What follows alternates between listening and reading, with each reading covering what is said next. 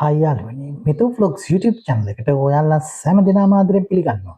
මෙවර කාන්තා ලෝක කුසලාන තරඟාවලියේ ශ්‍රී ලංකා කණ්ඩායමේ සිව්වන තරගය නව ශ්‍රීලන්ත කණ්ඩායම සමගින් කොළඹ ආර් ප්‍රේමදාස ක්‍රීඩාංගණයේදී ආරම්භ වුණා. තරගයේ කාසියවාසිය ජයග්‍රහණය කළ ශ්‍රී ලංකා කාන්තා කණ්ඩායම පළමුව පන්දුවට පහර දීමට තීරණය කළා. ඒ අනුව ශ්‍රී ලංකා කාන්තා කණ්ඩායම පන්දුවාර 50 අවසානයේදී කඩලු 6ක් දැවී ලකුණු 258ක අභියෝගාත්මක ලකුණු සංඛ්‍යාවක් රැස් කරා. ඒ අනුව අද රාත්‍රියේදී ශ්‍රී ලංකා පිතිකාරිනියන් නිරන්තරයෙන් සම්බන්ධතා පිහිටුවමින් ශ්‍රී ලංකා ඉනිම ශක්තිමත් කළා.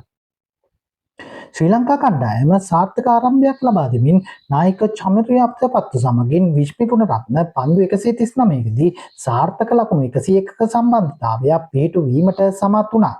කෙසේ වෙතත් චමරිය අප්‍රපත්තුගේ ඉනිම ලකුණු 53කට සොෆියා හමුවේ බිඳ වැටීමත් සමගින් එම සමතාව බිඳ වැන්නා. පන්දු 72කින් වාර්තා වූ අයගේ ඉනිමට 4/7ක් ඇතුළත්.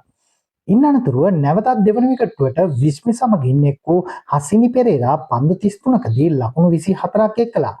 කෙසේ වෙතත් ක්‍රොමශ්මිනී හමුවේ විශ්මිගේ ඉනිම ලකුණු 42කට සීමා වුණා. පන්දු 83කින් වාර්තා වූ අයගේ ඉනිමට 4/3ක් ඇතුළත්. ඉන් අනතුරුව ශ්‍රී ලංකා දෙවන විකට්ටුවට හසිනි පෙරේරා සමගින් හර්ෂ්ටා මාධවී පන්දු 72ක් තුළදී නැවතත් ලකුණු 58ක සම්බන්ධතාවයක් පිහිටුවීමක් ශ්‍රී ලංකා ඉනිම ශක්තිමත් කළා.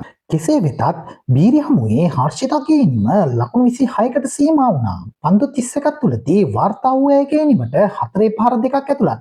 කෙසේ වෙතත් සිව්වන විකට්ටුවට ලකුණු 5ක් පමණක් එක්වන විට කවිෂා දිල්හර්ගේ ඉනිමද ලකුණු 4කට සීමා කිරීමට සූපියා සමත් වුණා.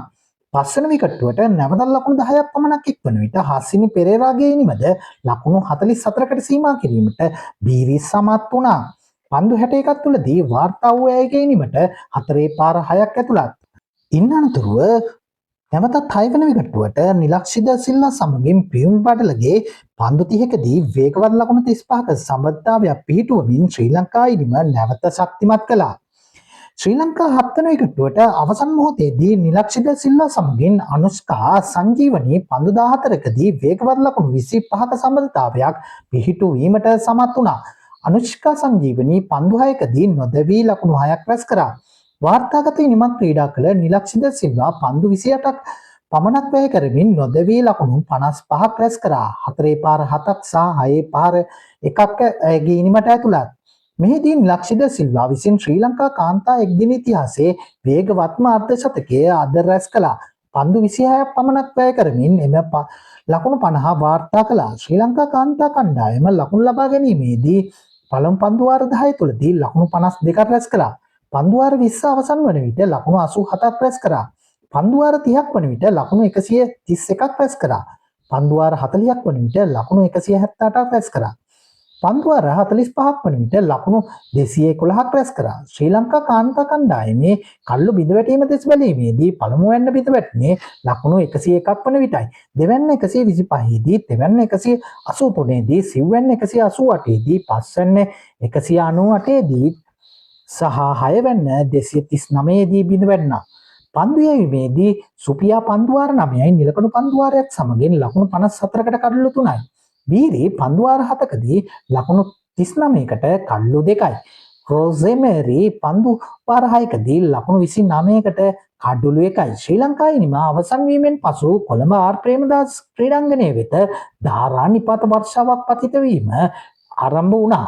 නමුත් 7:30 පමණ විට කොළඹ ආර් ප්‍රේමදාස ක්‍රීඩාංගණයට වර්ෂාව නතර වී ඇති බව වාර්තා වුණා. තවමත් විශාල ජල ප්‍රමාණයක් ක්‍රීඩාංගණයේ පවතින බවටයි වාර්තා වන්නේ. එම ජල ප්‍රමාණය ඉවත් කිරීමට බිම් කාර්ය මණ්ඩලය මේ වන විටත් වෙහෙස වී කටයුතු කරමින් සිටින බව වාර්තා වනවා. මේ වගේ අලුත් වෙන තොරතුරුත් එක්ක අපහර දෙන්න ඔබට සුබ දවසක්.